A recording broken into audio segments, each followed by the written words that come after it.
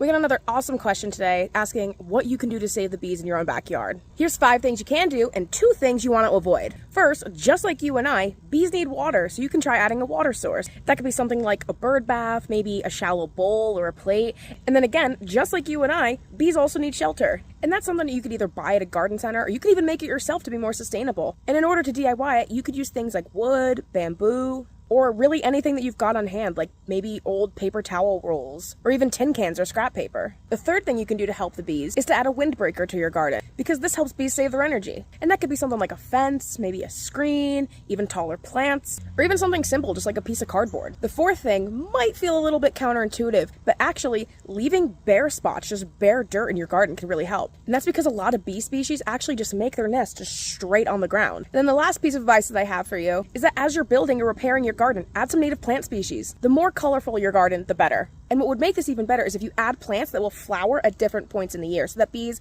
consistently have a food source. And a tip for finding what's going to be good to plant in your area is using tools like the Farmer's Almanac or USDA's plant hardiness maps if you're in the US, because that can help you check your growing zone, because the ranges of where native species can actually be planted is going to change over time with climate change. Maybe they're going to move north to something that's cooler and what they're more used to. So just make sure to double check. And then just 2 quick things to avoid. First is going to be any chemical use with maybe things like pesticides, anything that's going to harm the bees. And then the second is just going to be mowing frequently. The more you mow, the more you disrupt their food sources and their nests. We're O-Shift Climate Talks. Make sure to drop us any questions you have about climate change so that we can help you figure the shift out together.